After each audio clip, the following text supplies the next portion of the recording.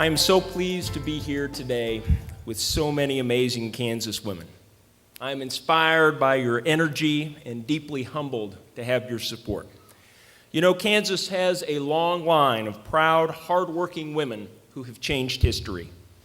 In 1887, Susanna Medora Salter of Argonia, Kansas, became the first woman to be elected mayor in our entire country. In 1928, Amelia Earhart from Atchison, Kansas, became the first female aviator to fly solo across the Atlantic Ocean. In 1930, Hattie McDaniel from right here in Wichita, Kansas, became the first black woman to win an Academy Award for her role in Gone with the Wind. In 1949, Georgia Niece Gray from Richland, Kansas, was nominated by President Truman to be the first woman treasurer of the United States. And in 1978, Nancy Cassabaum Baker, who grew up in Topeka, Kansas, became the first woman elected to the United States Senate who did not succeed her husband in Congress and was not appointed to fill an unexpired term. And wasn't it great to hear from her tonight? That is a pretty darn impressive legacy, isn't it? Well, your presence here tonight, your presence in this campaign is carrying this great tradition forward. Because make no mistake, the future of Kansas will be in your hands in November. A little over a year ago, after watching the Brownback experiment for 3.5 years, I couldn't stand by and watch the governor continue to hurt our schools, damage our economy, and put our state's future in jeopardy. I didn't take the decision to run for governor lightly, but I've always been someone who believes that problems are there to be solved, that cooperation is the key to getting things done, and that things can always be better than they are today. So let's talk about today. Let me tell you about how I am feeling about today. I am deeply, deeply concerned about the future of our state. My wife Stephanie and I are worried about our daughter's future the same way that many of you are worried about how things are headed for your children and grandchildren. We're concerned about our stalled economy and the damage Sam Brownback and his policies are doing to our communities. But in order for us to get things back on track, we need to understand how we got so far off course. So let's start there. I became the Kansas House Minority Leader in 2009 at the height of the Great Recession. It was a global economic crisis that was tearing a hole through the middle class, leaving all of us wondering what was next. The Great Recession didn't happen because of any decision that we made here in Kansas. But to dig our way out, we knew that we had to work together to protect the things that are important to all of us. So together, with moderate Republicans, I led a bipartisan coalition to pass a Kansas budget in the toughest of economic times. Spending was reduced by over $1 billion. We passed one of the largest job programs in Kansas history, and we protected our public schools from cuts that would have devastated communities all across this state. The recession wasn't quite over when Sam Brownback took office, but the worst of it was behind us. And thanks to the good work of our bipartisan coalition, Sam Brownback was poised for a term of growth and recovery. You know, at first, the governor's priorities didn't sound so bad. Within a week of taking his oath of office, he came to the legislature to deliver his very first State of the State address. And in that address, he declared that public education is to Kansas what the national defense is to the federal government. And I couldn't agree with him more. Education is that important to our state. But the very next day, Governor Brownback released his first state budget, and it provided for the single largest cut to public school funding in state history. And just 4 months later, Sam Brownback got his wish, and he signed those cuts into law. And when he signed them into law, he made another statement, and this one has really stuck with me. He said it was a victory for Kansas. Think about that for just a second. Historic cuts to public education, a victory for Kansas. Well, only if somehow winning means that our schools are weakened, our class sizes are larger, parents are now being asked to pay fee after fee after fee to send their child to public school, and businesses are struggling to find educated workers to fill positions. This is not winning to most Kansans.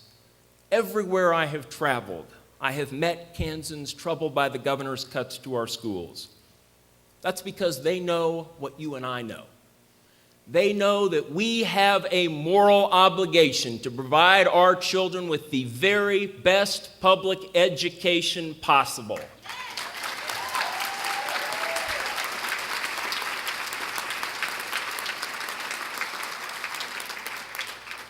You see, Kansans know that strong public schools are the very foundation of a stronger economy. But Sam Brownback simply doesn't understand that you can't have one without the other. This was never more evident when he unveiled his one-size-fits-all economic plan. He called it a real-life experiment, the Red State model. But the governor's own Council of Economic Advisors recently documented that Kansas is trailing our surrounding states in virtually every economic growth indicator there is. And on top of that, college tuition has increased at every state university as a direct result of Governor Brownback's cuts to higher education. Kansas is losing more small businesses than we're creating. Our state's credit rating has been downgraded 3 times in a little over a year. We are ranked 45th in the nation in new business creation, and we are facing as a state a $1.3 billion budget deficit over the next 5 years. My friends, the results of the Brownback experiment are in, and it has been a total failure.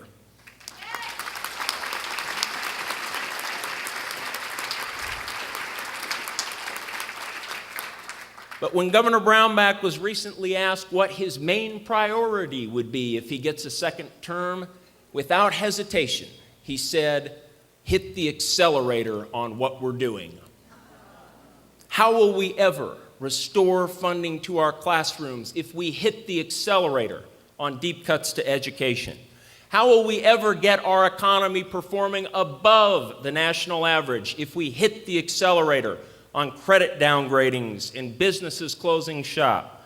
Folks, when you lose control of the car, you don't put your foot on the gas.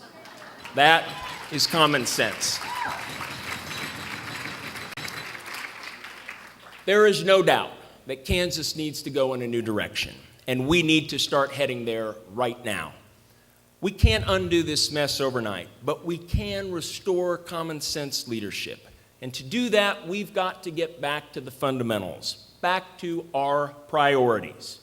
My top priority has always been our public schools. One of the first things that I did when I came to the legislature in 2003 was to work with a bipartisan group that developed a proposal to put more resources into our classrooms. I helped put together the bipartisan coalition that made a historic investment in our schools in 2005. In 2012, I was the first person to offer a plan to restore funding cuts made during the recession and Sam Brownback's single largest cut to public schools. And last spring, I was again the very first person to offer a plan to comply with a court order to make school funding more equitable. Public schools have always been my priority right from the beginning. But in addition to restoring our commitment to our classrooms, we also need to get back to the basics to grow our economy. We need to focus on working together to find Kansas solutions. I'm a 15-year member of my local Chamber of Commerce.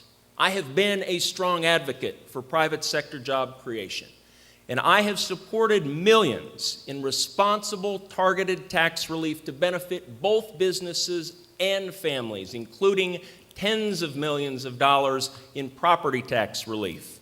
But unlike the governor, I don't want to force every Kansas community to embrace the same experiment or that red state model.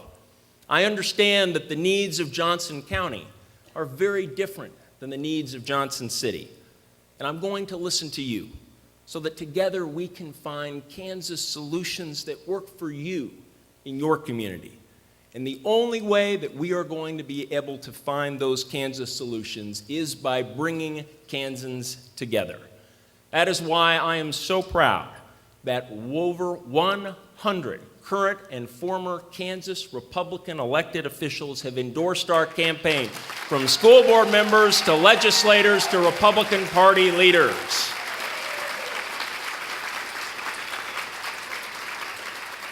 The bipartisan coalition built by this campaign is truly unprecedented, and it is exactly what Kansas needs.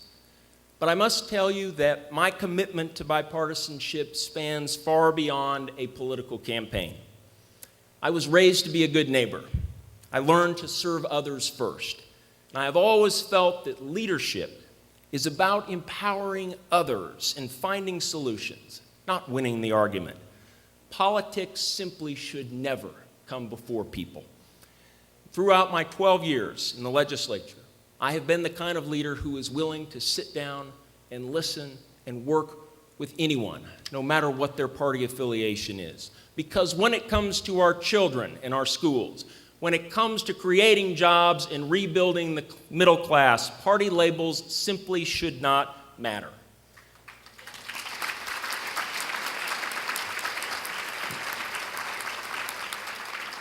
Unfortunately, Sam Brownback's entire campaign is based on partisan labels and Washington, D.C. style attacks. He plans to spend every day between now and November 4th doing exactly that. But I want you to remember, there is only one person in this race that spent 16 years in Washington, D.C., and it is not me.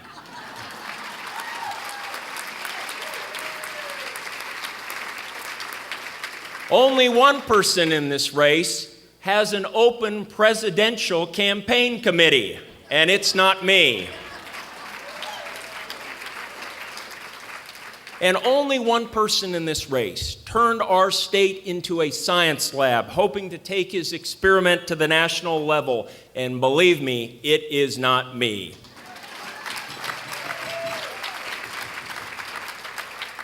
Well, in recent weeks, our campaign has stormed onto the national stage, and people across the country are watching us closely. Since then, I've been asked repeatedly, what are the national implications of this race? What does it mean for the grand red state model, for the far-right movement, or even the 2016 presidential race if we defeat Sam Brownback 65 days from now? My answer: I don't know, and I don't care, because the only thing I care about are the implications of this race for the people of Kansas.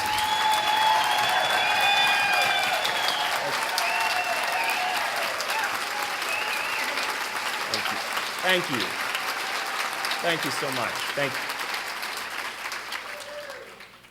That is because my loyalties, my focus, and my priorities as governor will always be right here in Kansas. We have such a rich heritage. I've always been especially proud that here in Kansas, we gave women the right to vote nearly a decade before it became the law of the United States. Yes, we should applaud that. It's because of women like you, standing up for what's right, making your voice heard, that we were able to achieve that important victory 102 years ago. And it is because of you that we will be able to achieve another important victory on November 4th.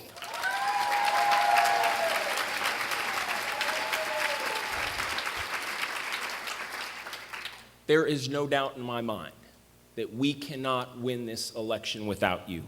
Jill and I need your help. We need your voices, because the hardest phase of this campaign is now upon us. We need you to hang with us here for those next 65 days. We have to keep engaging our neighbors, our coworkers, our family members in a discussion about how we are going to put Kansas back on the right track again. Everyone in this room must be a messenger. Every person here tonight must devote more of themselves to this effort than you ever have before if we are going to be successful.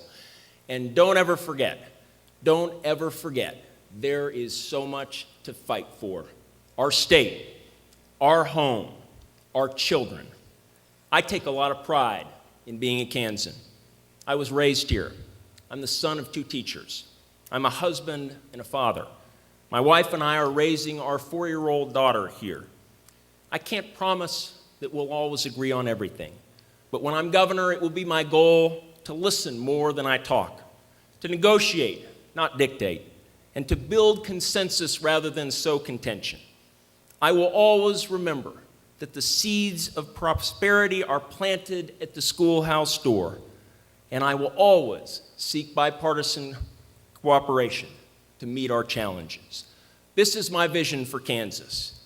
It's who I am, and it's what I stand for. And with your help and the help of many other Kansans, this is the kind of leadership that we can restore to the governor's office in November. So in the words of another great Kansas woman, Mary Elizabeth Lease, let's spend the next 65 days raising a little less corn and raising a little more hell. Thank you.